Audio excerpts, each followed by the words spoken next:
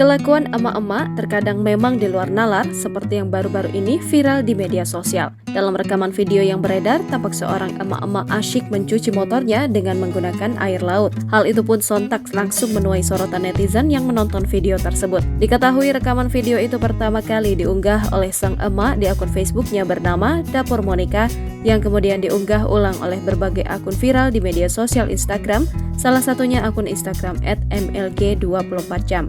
Dalam video berdurasi 3 menit itu, awalnya terlihat seorang emak-emak yang mengenakan baju bermotif polkadot serta mengenakan jilbab warna gelap sedang berada di bibir pantai. Sementara itu di depannya tampak sebuah motor metik Yamaha Mio sedang terparkir. Emak-emak itu kemudian tampak mengambil air laut menggunakan kaleng lalu menyiramkannya ke motor tersebut. Ia lalu mengambil sabun dan menggosok-gosok beberapa bagian motor, mulai dari bagian depan, bawah, hingga jok motor.